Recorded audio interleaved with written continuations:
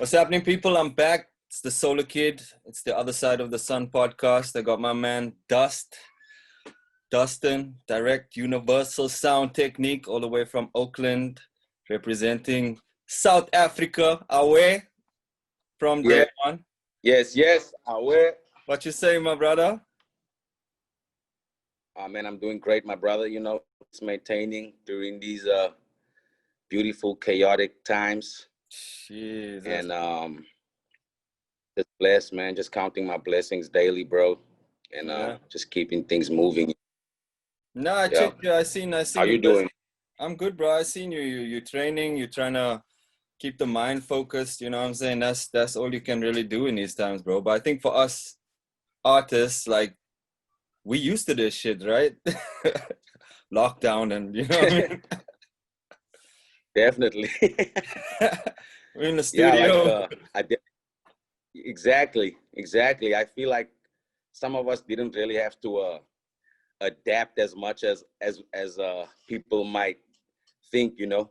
And yeah, man, that whole mindset of just actually being focused, like you say, and being locked down in the studio, and getting out there and keeping your mind fresh so that everything else can be fresh, and you know, the rest will follow. And right, definitely health is wealth, and and there's a lot of motivation and inspiration. So there's a lot to talk about.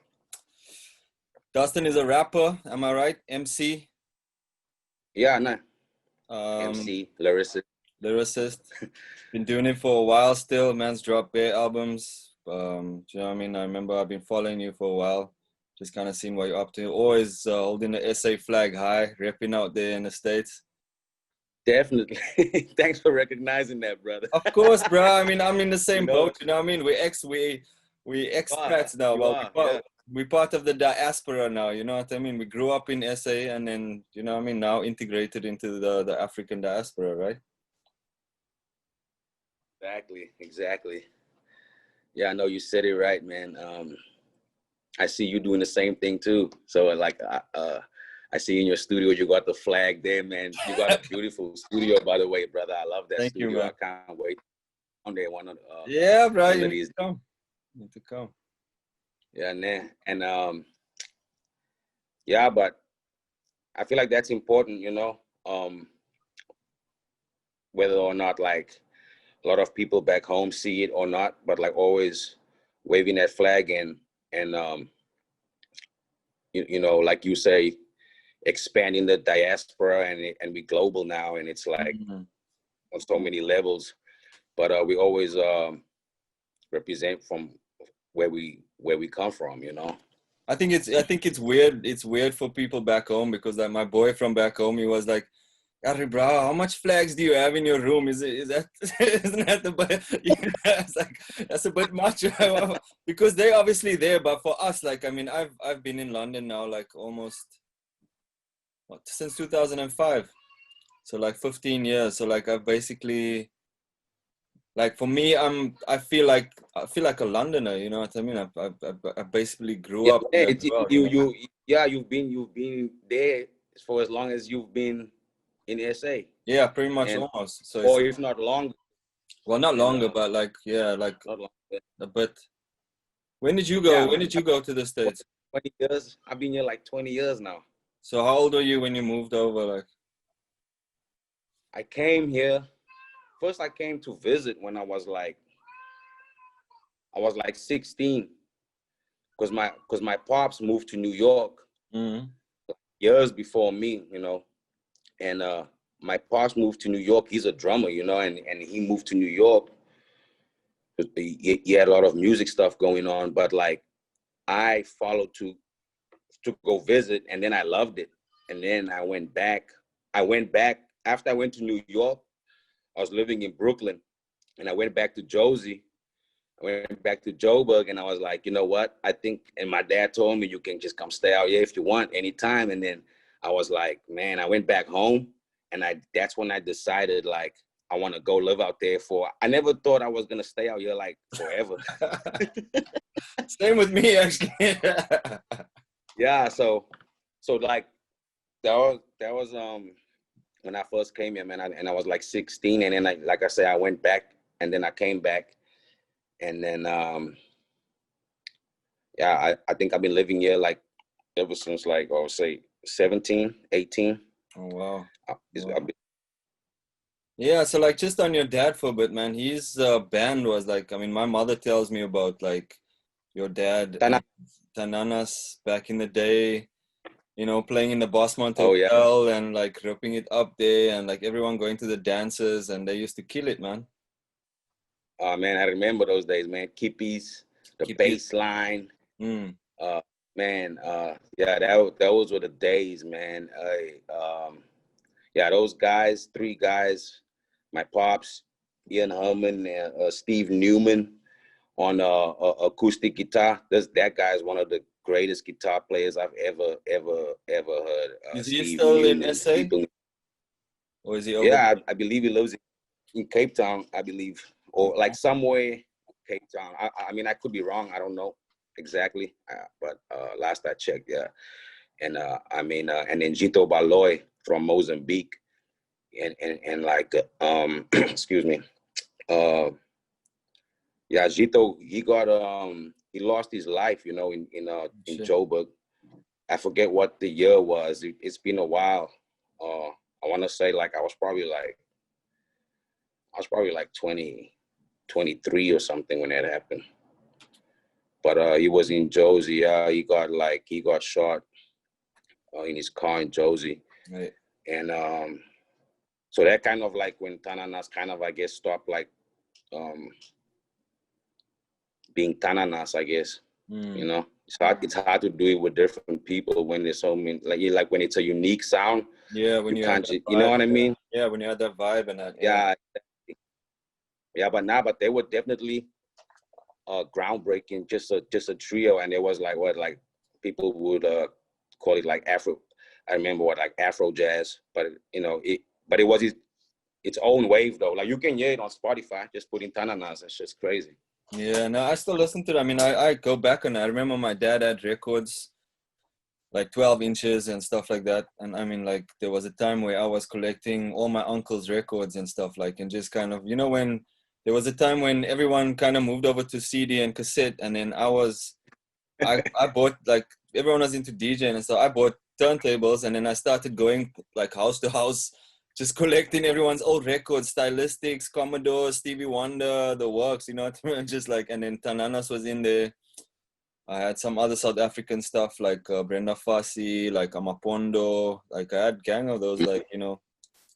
So I was schooling myself, you know. Yeah. Just, like listening to those records and stuff, man. Prophets of the City, I had even in there. Yeah, Prophets of the City. I remember having that tape. That was one of my first, like, man, Prophets of the City. They don't even get nearly enough respect and recognition that they deserve. They were the first, bro. Like the first, and so ahead of their time. Like they were so ahead of their time, man, that it was like they were banned. You know what I mean? There's some places they couldn't go because they were considered dangerous, or they were considered, you know, too much fight the power back then. Bro. And, they carried all the elements of hip hop. They had the DJs, they had the tag artists, they had the Bboys. I mean, like I remember Bossman Primary when I was about, I must have been 10 years old or something, and they came to the school, bro, and they were like showcasing this hip hop culture thing, and I was like, yo, what is? And I'm talking now, like 1990. I mean, so that was like in alignment with what was going on in New York and stuff, you know what I mean? Like 1992 or something, you know? So they were doing this shit from time, man. Yep. Yeah, man, I got some cool memories of being in Joburg, just riding around, going crazy with Ramon. He was in PLC, and Ramon was like one of the crazy boys that like he was just so original with all his dance moves back then, like, and probably even now. And he met Ishmael, and Ishmael was, I don't know if you remember him, he was singing there, and he also had a group called Scheme Favas J. Yeah, of course, Scheme, bro. Ishmael, I won't forget that, bro. Of course, man. Ish and Bone, yeah, I got fond memories of those guys, man, and DJ Ready D. Of course, the legend. Man, you know what I mean? World and DMC, still like the champion. still doing, you know. Still doing it, bro. Yeah, so man, salute Salute. to POC, man. I see Emil. Emil, I think he's in the States now. I don't know if I saw something on Instagram. I think he's in California, if I'm not mistaken. Really? Yeah. Yeah, man. South Africans need to come together, unite. We all over the place. Sometimes I wish we can just come together. Speaking about that, just saying that, that come together, bro. So you can hear me, yeah? Yeah, I can hear you. Can you hear me? Yeah. I was just gonna say, so like in this podcast, I've been mentioning a lot of times, because I've been speaking to a lot of people about like what we are, like, so people in the world, you know, colored people in South Africa are this mixed race people that have been mixed over like 300-400 years of the slaves, the African people, and the colonizers, the Dutch, Portuguese, German, whatever, and the slaves they took from the East, the Indians, the Malays, whatever. And the government put us in this group and they call us colored. So like, that's what we are. But when we come here now, like being, like for me in England, I've been integrated into the diaspora, so I'm African now, you know what I mean? And I just fall into this category. Was it the same for you? Like, have you tried explaining to people over there? Well, what do they think of this colored thing, like, over there? Yeah, it's fucking crazy. Like, you know, I even remember like when I first came to New York, right? People would think I'm Puerto Rican. Yeah, I would think so. or like, you know, like, well, you know, like you don't talk Spanish, like mulatto. Yeah, like so, and so like, and then I definitely always have to explain it. Like as far as not always. Some people, I don't know. Some people they just like ahead of some people. But when I came, I think what was eye opening for me was when I got my green card, right? Like at first, and so they were. I wrote down colored, like when they ask what's your race, your nationality. They're like, this dude was like, and he was an African American guy. He was like, brother, you're not allowed to say that. Yeah, we don't use that word. We don't use that word. You know, colored. He was like, brother, why do you still use that word? I was like, man, I'm from South Africa. That's what they've been calling me since I was born. And so he was like, no. He was like, brother, you black now. He's like, you don't use that word. And he was like, and don't ever use that word. He was like, don't ever say that word. Yeah. So I was like, wow. I didn't need, like, I was like, that word actually has a lot of deep history and a lot of stuff that it comes with, you know? Mm. And I feel like just the history of colored people, man, there's so much oppression, and people don't know that there were so many colored people involved in the fight against apartheid and all of that, you know, who were also locked up on Robben Island. Yeah, people don't know a lot of Nkonto SCs where all the people who were labeled terrorists back then because, you know, like just how things were back then. But yeah, I actually don't like explaining it all the time, to be honest with you, to people. Like sometimes I actually just like, you see me as whatever you want to see me, you know what I mean? I think that's kind of where I'm at now, because I mean, I've been told a few times, like when I said that, people were like, no, you don't say that, bro. You know what I'm saying? You're like, no, you don't say that, you're black. But like, I can identify like that, but people see you the way they want to see you. Like people have told me I look Brazilian, Algerian, French, Mongolian, bro, everything you can think of under the sun, you know what I mean? Like, so I just take whatever I get. Like, I don't really care, like, you know what I mean? But there are times when you need to kind of explain and like put Brother, people, you light-skinned, brother. You light-skinned, brother. you know what I You know, mean? that's another thing that people tell me out here in the States. You know, it's more like you just light-skinned, like Yeah. you know, you're light-skinned. You know, just you know, that's what it is, bro. You know what I mean? You like bro, people be like, you look like Klay Thompson. They'll say that to you. You know what I mean? Steph Curry. Steph Curry, bro. You know, you like, I don't know, man. Like, yeah, I've definitely gone through this. Not now, but when I was younger, it was like if I wasn't around colored people, but I was around, and I always had my circle was always just everyone. Yeah. Even during the days of apartheid, like I was Yeah. like, my dad and my mom and them did a great job without making me feel like it was apartheid, because our house was always everyone. You know what I mean? It's But weird. We share that in common because my mom and dad were exactly the same, you know. My father was a yeah, social worker, used to work in Soweto and stuff, and like, you know, I mean, they never ever made me see like color in that sense. Whereas some of your uncles will be like, you know, like, yo, what the fuck are you saying, bro? These are like, you know. yeah. So, but what were you saying again, bro? I We was were just talking. talking about yeah, we were just talking about just the whole color thing, and the reason is because I mean, it opens so many different cans of worms, bro. Because um, I think as South Africans, we all got PTSD in some way, somehow, Majorly. just because of like how we grew up with things going on that we like when you in it and you see from the outside, you just in it. You know, that's the lessons I learned just growing up. And yeah, I was just gonna say, like, there was times when I definitely had the feelings of like, I wasn't white enough, I wasn't quite black enough, you know what I mean?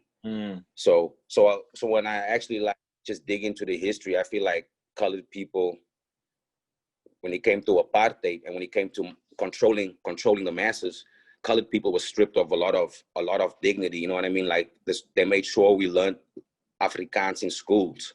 They made sure, you know what I mean, that the languages we learned outside of our environments were like limited in schools. You know what I mean? So when I look back at it, it's like, Yep. And yet there's so much, bro. There's like now they're finding out these things. Like a lot of people are like doing research into things. So like even stuff like you say Afrikaans, that is a colored language. I mean, maybe not specifically, yeah, because it was originated in the Cape by the non-white people in order to communicate with the Dutch who came there. So it wasn't actually the Dutch people who made this thing. They were the ones who changed it in afterwards and said, this is our language. You know what I mean? Whereas this language was actually formed, it's more like a Creole, you know, rather than an actual, you know, so it's of Dutch origin, but you've got Khoi words, not Khoisan, Khoi and San words in there. definitely a You mixture know? of those words and mix with the Dutch. Yeah, we say now, we say Kwai, you know what I mean? Those words come from the Khoi, you know what I mean? Like, so there's lots in our history that have been erased and literally taken away from us and stripped, like you say, the same the way they did with Black Americans and with everyone else, is when you take someone's history away, you take who they are away, and they don't know who you are. Do you know what I mean? Oh yeah, for sure, definitely. And it's funny because even back home, some people say we don't use the word colored anymore. Like that's where we at now. You know what I mean? And some people are like, no, people will remind me quickly, you colored. You know what I mean? Or say that word or say that like in the conversation, like, so Dustin as a colored guy, like, you know what I mean? So as a colored guy, you know what I mean? And it's like, But you know what? You know okay. what I like? Not what I like. I mean, like, what I really liked when I came to London was that I made more friends now that see me as Keenan and not this bushy guy from Bosmont or whatever, or this color. Because in South Africa, we pigeonhole immediately once, and especially because our accent is so like apparent, you know what I mean? If a white person sees you black, they know you call it straight away when you start speaking, you know what I mean? Do you ever change your accent? Do you ever like just for like just to avoid like? Because for me, man, that whole conversation of where you from all the time. Hey, where you from? Hey, where you from? Oh, you know what I mean? So I've got like So I've got a universal accent that I use, and like I've incorporated London slang into my, because I grew up, not grew up, but I grew up with kind of mandem in the streets. So Jamaican people of Jamaican origin, Jamaican British. So I kind of got that kind of patois kind of speech going, yeah, but then, you know what I mean? But yeah, people who know me will know that I'm South African. Like, but like I kind of chameleon my way around certain times just to avoid that thing as well. Hey, You know? yeah, solarkidd, yeah, no, we definitely, I agree. I'm the same way in that aspect for sure. So yeah, just For to not sure. go on about the color thing forever, man. Tell me something about so Yeah, how long you been in Oakland? I've been in Oakland for about 15 years. Okay, now the reason I'm asking is because so weed was made legal there in, was it 2009? Man, good question. But anyway, you've seen the transition from Has it been illegal to that long? legal. It's been that long already? Yeah, It's been bro. like fucking like 11 years. I don't know, maybe about 5, 6 years or something. But like I know, bro, like I watch American shit and you see like how commercialized weed culture is now, like in terms of what you can buy and do. So what was that like? I mean, you saw from probably hooking up with your man on the street, buying a fucking draw or something, to like now where it's like you just go to the thing and you're like, yo, can I have my pack of blunts or something? Because I see you showing your stuff like, yo, I just been to the dispensary, I got my Hey, like, yo. hey, definitely, man. I have many friends who are professional growers. Shout out to all the farmers out there, all the growers out there serving the world of good medicinals. It's a lot of hard work. I've seen it firsthand. I've done it myself. I love the work, to be honest with you. And yeah, as you know, it's a booming business. It's a booming business. So, I definitely have been blessed to experience many dispensaries. The first time I ever experienced a dispensary was in fucking Holland, bro. Yeah. Oh, you went to Amsterdam, yeah? In Amsterdam. And that was years ago though, right?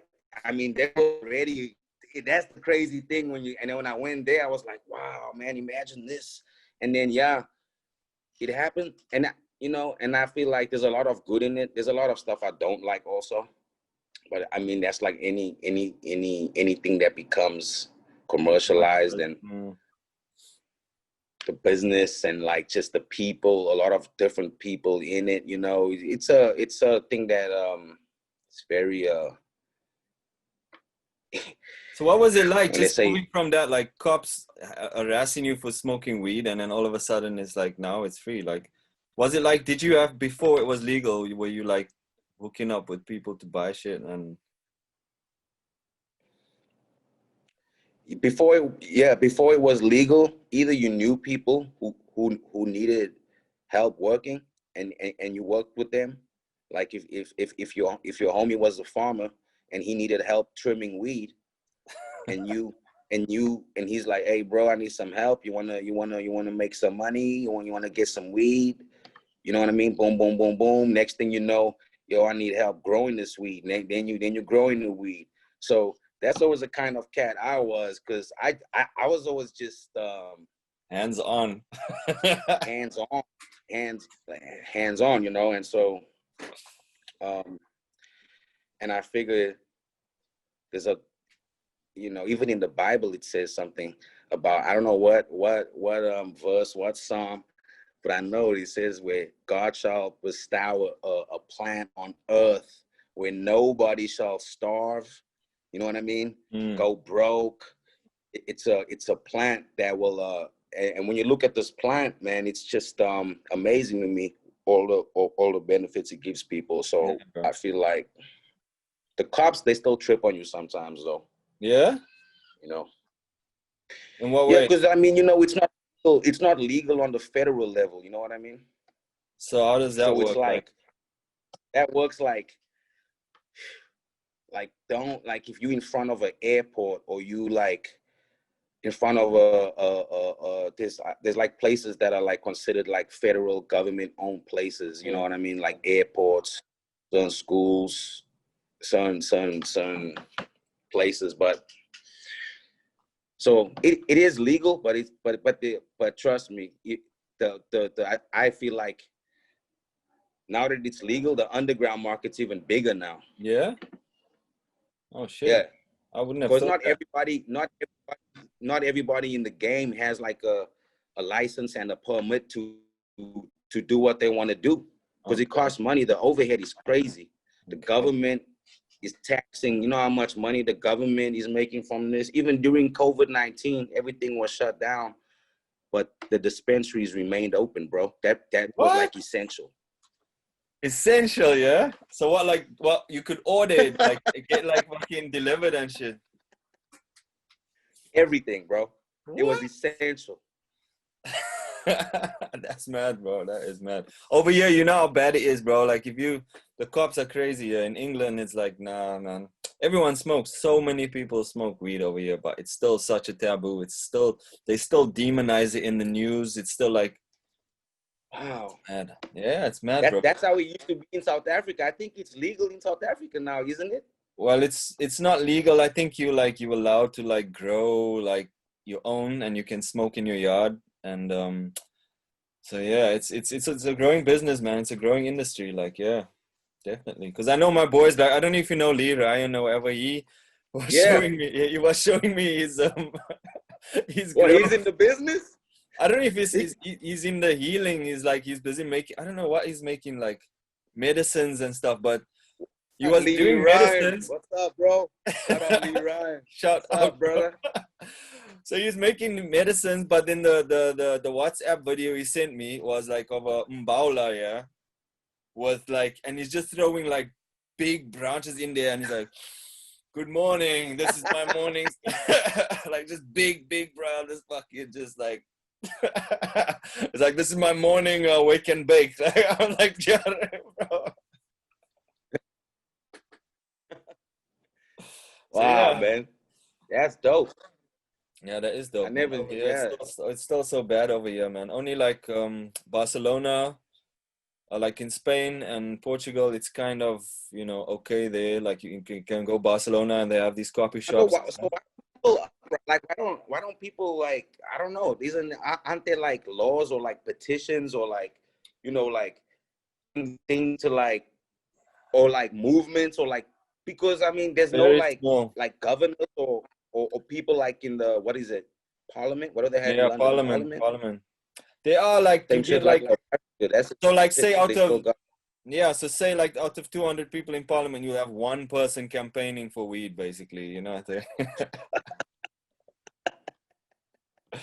And oh yeah, no, they've legalized CBD, so they've legalized CBD, so that's legal now. They've started like CBD shops have opened up for like literally, obviously that's non-psychoactive, so it's like just the creams, topical creams, CBD joints, that kind of stuff, teas. So that's actually popping off right now over here. There's actual like shops. So I'm hoping. You know what they need to do? They need to all the players in the Premier League need to just say, look, we need weed. You know, just like they need to be like the NBA, you know? They need to be like the NBA where like players like start taking matters into their own hands, where it's like, because I know they want to. Yeah, I'm sure they do, bro. I'm sure they do. There's I mean, when you were, I mean, I'm not saying, maybe soccer's different, you know, when you're smoking, it's another story, but I mean, there's so many different ways to use it. You can have it in an edible. Yeah, that's what I'm saying. You know what I mean? Because like I've heard with those guys in the NFL, they were saying that it's so much better to use cannabis than opiates Oh, because before, like, you know, oh, they commodities, those players. They high profile, they get paid loads of money. So whoever like sponsors them, they're giving them these fucking drugs to make sure they recover quickly. And they were saying like all these big like ex-pro footballers were like, nah, it's better to just smoke a joint, man, you know, or like just take an edible or something. It helps with the pain so much more than like these fucking opiates and shit that they were giving them, you know? exactly. And not only that, those pharmaceuticals, they like they have those side effects. You The know what I side mean? effects, yeah, Like fucking killing you, man. certain dudes are going into some deep depression. Some Yeah. commit suicide. Like, so I mean, it's it's amazing to me, you know. But But Europe is anyway, just, man, like, you know how Europeans are, bro. They act very conservative, you know what I mean? They just like, but right though, because when I was in Europe though, everyone was smoking. yeah, Like, yeah, I mean, and this was like like I was like how old was I? 19? I don't yeah. know. I was like 19, 20 out there with Zionite. Shout out Zionite Big up, crew. Sinai, yeah. And we were on tour out there, and like European tour, and I'm in London. People were giving me bags of weed. It wasn't the best weed, but like I remember having abundance of weed, and Yeah. and so people be smoking it out there.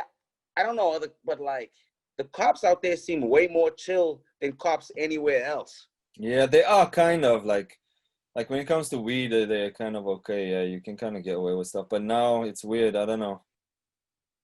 It's like Because they what the cops out there they don't even carry guns. So if a cop comes to you like, hey, put that out.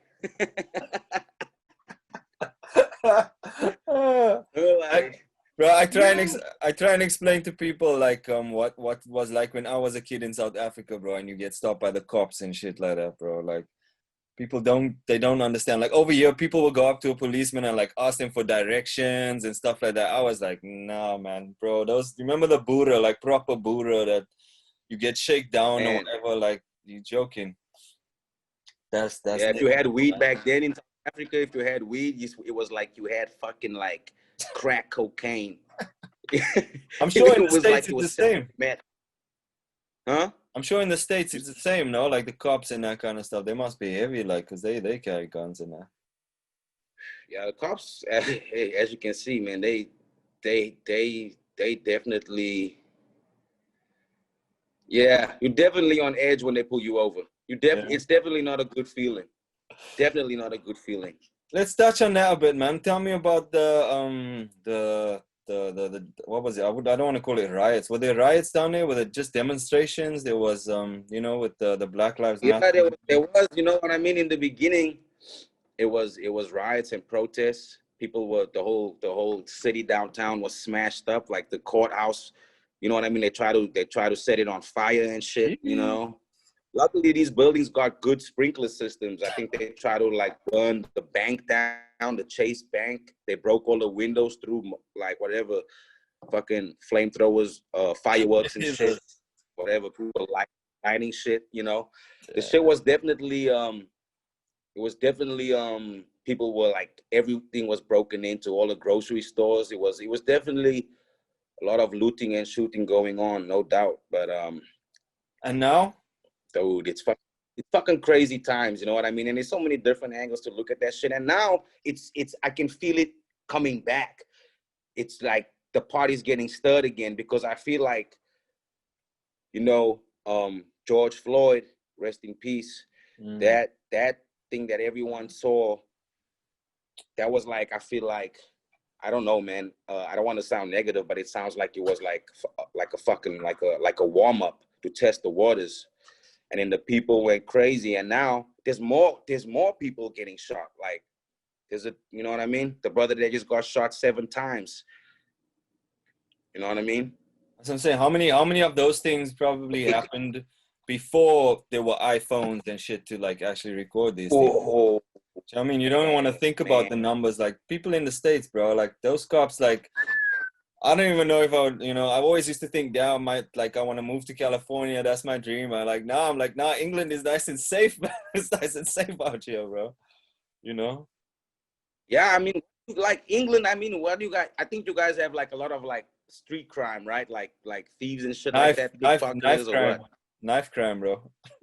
Oh shit, man. See, I don't know if I'm more scared of a knife or a fucking gun. Like, Look, shit, man. That sounds like Joburg, bro. they are gangsters here, bro. I mean, like there's a lot of like the East London gangsters and like the Jamaican diaspora. So I mean, people coming from Yard, like Jamaica is like South Africa, bro. So there are some serious people, but generally, I mean, people walk around, what girls walk around late at night and like, stuff, people, yeah, it's Can't do that. You can't do that in Joburg for sure. no ways, In not the states, some places you wouldn't places at night or you know. My mom was here last year, yeah. So My mother was out here staying with us for nice, like 6 bro. months. And she didn't want to take my kids to the park. I was like, yo, this is not Joburg. Like, you can go to the park with the kids. And like, she's like, no, I don't want to go on my own, to the park. I'm like, yo, this is not Joburg. That's that PTSD, bro. See? That when I went back home, bro, man, it's been years now, bro. It's been a while, bro.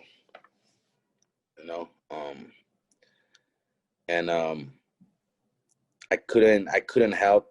Everyone else was making me paranoid. Like, they were like, roll the window up. I'm like, it's nice weather outside. Beauty. I want to smell my home, the air. I want to, and like, no, roll the window up. We're going to stop here in this neighborhood at this light. This light is known, you know what I mean? People are going to smash and grab. They're going to hit the window and ta-da-da-da. And all this shit, and I. Was this like in 2004, maybe? Was that the last time? Yeah, 2005, 2004. You know why? Because I actually saw you. I think we must have even smoked together. 2005, something like that. You were with Regan, I think, on Top Star driving. Where? Top Star driving. There was a party, like I don't know what kind of party it was, but you remember on Top Star on the hill there, on like where the driving used to be, there was like a festival or something. I remember meeting you there. And I remember that festival. Yeah, that was not. I went back since then. Oh, so you've been since then, but you still had an afro that time. Yeah, you used to have a young afro that time. It's funny, and I used to play soccer a lot back then, and the guys are calling me Maxwell. Hola, Maxwell. Yeah. I was killing them. I was killing them on the soccer field. No, I can imagine because that time like this, the soccer wasn't even like a big. I suppose it was coming up in the States. You know what I mean? Yeah, it wasn't huge in the States, but I guess in the States there are like those pockets of people who've been doing it their whole life. You know what I mean? I suppose the South Americans and stuff, they know football. They know soccer. The South, and even some of the whites, they you'd be surprised. Yeah, I mean, I know there's a big.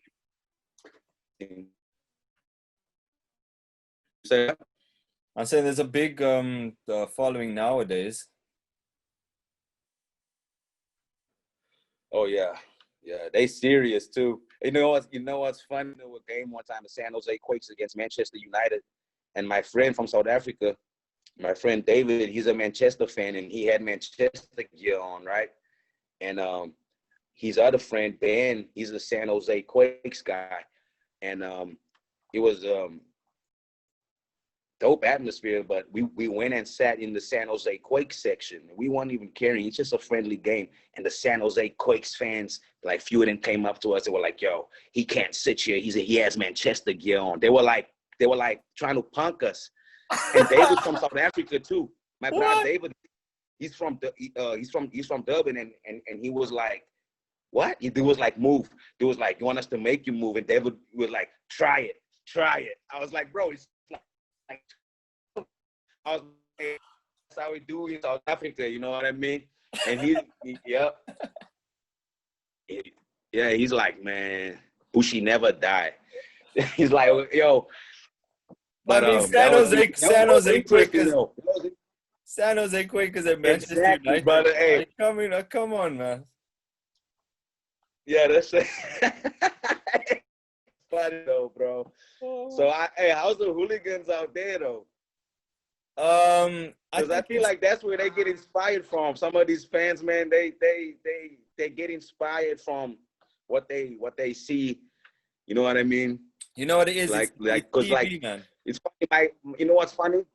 My grandfather always used to tell me soccer is a gentleman's sport played by hooligans. Yeah, You know what I'm saying? He was like, rugby is a hooligan sport played by gentlemen. Yeah, You I've know? heard that analogy. Yo, what do you make of that? No, I've heard that Yeah. analogy. It makes sense. So like the hooliganism is more on the TV now. Like there are still like the pockets, but like that was more in the 80s and 90s and like earlier days. Like I know people who were in firms and that kind of shit, and like the whole firm culture, it's you still feel tension though. Like if you like I wouldn't wear a Arsenal top and go like to West Ham or like I used to live in Liverpool and Manchester, and I used to feel, like you can't like people are cool, but like it's not as bad as it used to be, but you still get that feeling, you know what I mean, with certain clubs and shit like that. But like the youngsters I think the young kids are coming into the fan bases now are a bit more, open-minded and, different in that sense, you know what I mean? So yeah, bro, just Crazy. let's tell me a bit about your music, man. We haven't even touched on your music, bro. Like, are you still doing music, or like, what's you still recording? Yeah, I mean, I've been focusing a lot of time on the cannabis business. You know, I've been focusing a lot of time on that. So definitely been taking a lot of time because it's kind of like a new Venture or business venture in my life, I guess. You know, and I mean, don't get me wrong though, I've been in the studio like not as much as I'd like to, but I've been cooking up. You know what I mean? Just in the studio the other day with my brother Zumbi from Zion, and I've been working on some stuff, but mainly I've been doing a lot of licensing, okay. like just music licensing, especially during these times. As a musician, as a guy who usually does like, live performances and shows and venues are shut down. So, there's definitely been a few of those shows, the virtual quarantine shows. Online shows, And, yeah, I've done a few of those, yeah. I mean, so I definitely feel like things have been a little slow, but like, yeah, definitely in the studio right now, bro. And so, but mainly I've been focused on licensing, like I say, video So, games, whatever, commercials, movies. You already know how that goes. mm. And then but soon come, within the next month or so, I would say, I'm gonna have a few new videos for some singles that I'm gonna put out, because I'm not gonna be putting out or waiting on. Not gonna be, but like waiting at this point in time, waiting to put out huge projects. So it's like I got so many songs right now that I just want to have visuals for all of them. Yeah. But obviously you'll send me some links and stuff for people to kind of check out your other stuff, and like I know you put out some albums, and I know you got videos out and stuff as well. Definitely, yeah. I got like, I mean, I guess they are albums, because some people like when I make a mixtape, it's always original beats. So your boys make the beats and that for you, or? I get beats from my boys. I get beats from I always get beats from Amp Live, and honestly, I get beats from people. Send me so many beats. It's like I don't really care who I'm getting beats from. I just go on a vibe. Yeah, you know what I mean. Feeling it, yeah. So it's not really. I'm not really one to look for a certain person at times. Yeah, but definitely. So, man, send me some beats, bro. Like, Bro, we've got packs though. What are you listening to these days though? But what are you listening to these days? Like, what kind of Good artists do question. you like? Because we obviously come I try from, to. like, you know, the mid 90s, the boom bap and that. Like, have you evolved? Are you still listening to that? Or like, do you like any of the new cats, all the young, colorful dreadlock motherfuckers and the auto-tune and all of that shit? Definitely, bro. I listen to everything, bro. I've been listening to a lot of dancehall. Uh, Nice. I've been listening to a lot of dancehall. You know what I mean? I kind of gave the Afro beats a little bit of a break as far as listening, just because I don't know. I love it, but it was like shit. I guess I went through a phase where it was like I was doing it so much. You know what I mean? And but dude, I've been listening to everything recently. As far as hip hop goes, I guess I listened to the new Nas. I I just got love that that. album. I haven't listened to it actually, but I was gonna check out. I saw his interview on Hot 97 last week, so I was like reminiscing about I love old it. Nas. You know we love Nas, man. I fucking yeah. Yeah, I don't know why people always like to say that, reminiscing on you old. You know what I mean? Like, No, I'm I just don't know. saying, I like guess people just when I like saw his reminiscing. interview, like it always takes me back to, like, for me, Oh, for you, saying for you. yeah, like for me, like Nas Oh, is like, and you know, Illmatic and that kind of stuff, like it holds a special place in my heart. So like whenever I think about, like, it takes me back there. Whenever I see Nas, I'm like, yo, okay. you know. Yeah, yeah. Even though I loved all his later shit as well, like even up into the Lost Tapes and all that shit and Nostradamus and all that other shit. I mean, I love Nas, bro. He's like one of the illest to ever do it. Like, you know what I mean? Yeah. What do you think of any of the new cats? Like, you listening to any South African hip hop? Do you know Youngster? Uh, yeah. Youngster from Kaapstad, Yeah.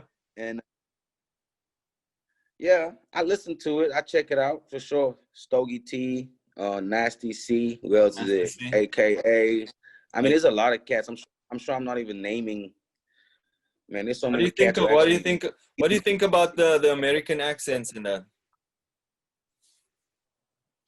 It's funny because a lot of those guys talking more American accent than me. You know what I Yeah, mean? bro. And I've been here for fucking like my whole life.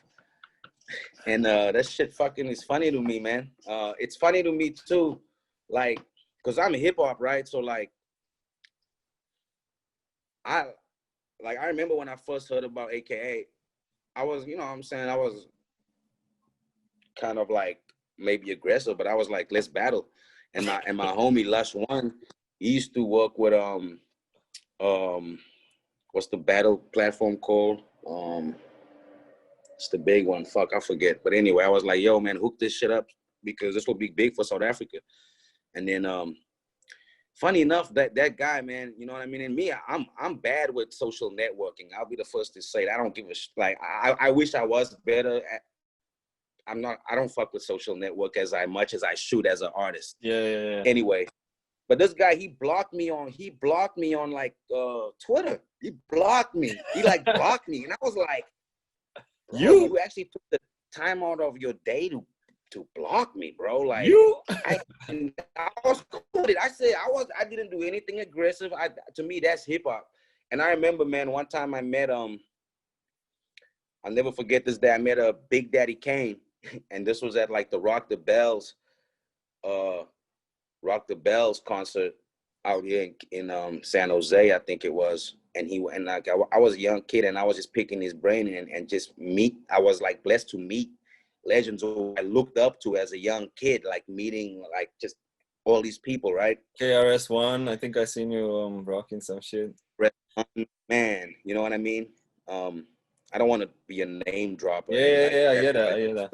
it's just blessings that in your life you don't think you're gonna cross certain paths with certain people and certain energies. So, but he was like, I was like, yo, what makes like a dope MC? You know what I mean? I was like, to you, like I was just speaking his brain. He was like, to me, it's like how you can talk about yourself and make it sound dope. Like you say how dope you are, but it doesn't rub people the wrong way. It's more like a confidence thing. You know what I mean? So I think that's where rap, like the battle rap aspect comes from, you know? And so for me, that's not bad if like people are doing it now with the versus shit, you know what I mean? Artists, it doesn't have to be unhealthy. Artists Nah, coming bro. together. You remember back in the day, cannabis Nas like was one of the biggest battles. That was some dope shit, man. You remember cannabis Nas? You mean LL, Cannabis and LL? Oh yes, no, it wasn't Nas. Yeah, it was Cannabis LL. Oh shit. Yeah, it was. Yeah, remember that? I remember that shit, bro. Oh shit, Yeah, it was LL. Oh yeah, especially Yeah. because LL was like more of like the ladies man kind of thing, and Cannabis was coming with that hard fucking just like yo. Oh shit. Yeah. But LL can But battle though, bro. LL had that shit, but he had some hard shit too. Yeah, I mean, LL they can both. battle, I don't bro. know. I don't know what happened to Cannabis, you know, but Yeah, same like that Lupe was a good Fiasco, guy. maybe like yeah, they just went a bit too intellectual or something. I don't know. Nah, Cannabis. I don't want to speak on another man, but you know what I'm saying. I saw his latest battle. I mean, I'm not huge on the battles. I just think it's dope for hip hop. And I feel like when someone says they're the best artist in like South Africa, for example, yeah, of course it's gonna make me just my natural. That's a healthy thing. That means like you're still ready to go. You know what I mean? You still that's just, and that's what hip hop is, bro. It's like blood sport, man. Yeah, I remember that's what LL was before saying.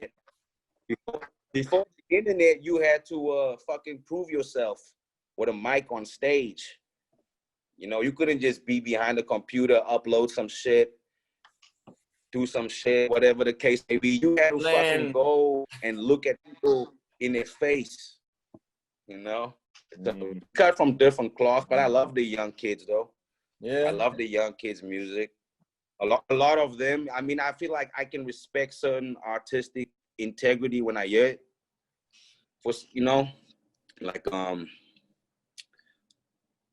like yeah, like the kid Triple XXX Tentacion. Yes. Yeah, I like his shit. I mean, God bless he him. passed away. He Yeah, rest in peace. But yeah. yeah, sadly way. And so, but like, cause he grew on me. You know what I mean? Like when I was like, oh, and then like that's when I realized like it's kind of like, man, this shit, like some of these young kids, this shit might sound different to you and hit you differently, but I can expect I can respect the artistic integrity, it's fucking creative. A lot of the shit, some of the shit's not creative, you know. Yeah. So, Some of it is like regurgitated more like, but the creative shit, I get what you're saying. I completely respect that. Do you know much or have you heard much grime? Some UK London grime? oh man, it's been a while, bro. It's been a fucking while. It's been a while. I remember I used to hear a lot of it, like, you know what I What mean? kind of Plus, I artists? guess Do you know Kano? You obviously know Skepta. Skepta, dude. I think wasn't the first one. I want to say one of the first dudes. Correct me if I'm wrong, but I think he used to do his early shit was grime. Was Dizzy. Dizzy was probably like one of the most recognizable. Yeah, like he kind of I'd say was yeah. Dizzy. I still like him, bro. He Dude, just put out a banger recently, bro. Like him and Chip, man. He's still doing bits, bro. He's a G. He's an OG now. OG, like proper. yeah, and then so like I've definitely like heard the OGs and man, there was this other group that they remind me of like the fucking Wu-Tang Grind, bro, of the UK. I forget their name, man. Yes, I think I know what you're talking about. They're from South London. They hard. So for me, I had to get schooled on this stuff because when I came to UK, I didn't even understand the accent. First of all, like, you know, I mean, it took me a while to get used to the slang and like, especially like the hood slang over here and that kind of stuff, from the ends and that, like, you know what I mean? And then I got schooled in kind of grime and like all the artists, Skinny Man, Skepta, all that kind of stuff. Because back home in SA, we didn't really get much of that. Like we got some of it, like Dizzy we got, and then some of the other older guys, but none of that stuff though. So yeah, no, I mean like Yeah, I did. I don't even think I heard grime when I was in SA though. I heard grime when I So came Solid in. Crew. Are you talking about So Solid Crew? Nah, man. No. They grimy. They like from the hood. These guys, they like, oh damn. Well, See, So this is Solid. what when you smoke too much. See, when you smoke too much good weed, this shit makes you forget every. Oh well, when you live in a place where it's legal, bro. Shit. Bro, I'm telling you, that's the only downside for me. You know what I mean? I'll forget Yo, everything, it's like, man. isn't it Like, like 11 o'clock in the morning over there? Like, what's the it's like, yeah, now it's probably like what 12:30 or something. yeah. Yeah, man. On that note, man, let's wrap it up, bro. If there's any final thoughts you want to add, like I'll add all the links to stuff that you've been doing or whatever, and I'll probably get you back on like maybe later on once you've dropped some stuff. But first of all, thank you so much for coming on, my bro. Like it's, you know, it's obviously with the time difference and that, but like it's been love. It's good to actually connect face to face because I know you like, you know, that's how you deal. I know, brother. Anytime, bro. Anytime. Thank you for having me, bro, on your podcast, man. And I don't know, bro. Every time I see you, you seem like the best of spirits and the best environment, bro. So keep it up, man, because you know it's good seeing my South African brother out there, just you know, doing your thing, bro. So it's definitely inspiring. Same, man. And yeah, bro. So, and I know you're a family man too, bro. So much respect to you, you know, and your kids and your fro and everything, man. Yeah, I see Blessings, you, bro. brother. Me, I'm gonna come I see check you, you one day. brother. One day I'm gonna Huh? come check you out there in Oakland, bro. Oh, for sure, brother. For sure. Definitely. For sure. Definitely. Anytime, bro. You got a place, man. Just let me know, bro. Anytime you want to come down here, brother. So, well, my wife is Vietnamese, bro. So like LA and them places, she's got family. You know what I mean? Like. Oh, nice. So you mean to say, so you eat the good pho all the time? Yes, bro. I had some today for lunch. See, yeah, that stuff keeps you healthy. I got a favorite spot to go to out here in Oakland, man, where I get some good pho, man. So it's so good. Yeah, you eat that at least once a week. You don't get sick, man. No. Nope. Anyway, brother, we can talk for hours and hours, and there's a lot more to talk about. So that's good. We'll save that one for the next cast. Definitely, you know? Bro. And then once again, Dust, bro, direct universal sound technique, all the way from South Africa, living in Oakland, representing. Bap, bap, bap, oh, bap. and guess what? I forgot to tell you. So I still go by Dust, D-U-S-T. I don't know why I forgot to tell you, but because that's what people been knowing me as for years. So now I'm just gonna go by Dustin Sharpe. So I kind of like that. Just is that that matured kind of vibe now? Just Dustin Sharpe. Just Dustin Sharpe, you know, Sharpe. That's how you spell my surname, my last name, nice. And it's for that, and it's also for everything else. It just sounds sharper. It sounds sharper, and it's easier also when you Google me. You know what I mean? I'll be the first thing that comes up. Just type in Dustin Sharpe, boom, South African MC, all of that stuff. DUST didn't really work good on search engines because it's an acronym, D.U.S.T. But still use it. Don't get me wrong. Direct universal sound technique and all that. So, but if you look up my albums on Spotify, for example, type in Dustin Sharpe and like Diamonds and Dynamite will come up. Boss of Kings will come up. Those are my 2 releases that I have right now. And that's on all platforms. So just type in Dustin Sharpe on like Spotify or any music search engine if you want to check the music. Cool. And then I'll remind you to just send me the links and I'll put it in the description as well of the video, man. So this has been the Other Side of the Sun podcast with my man, Dustin Sharpe. Peace out, people. Thank you so much for coming. Blessings. Thank you, brother.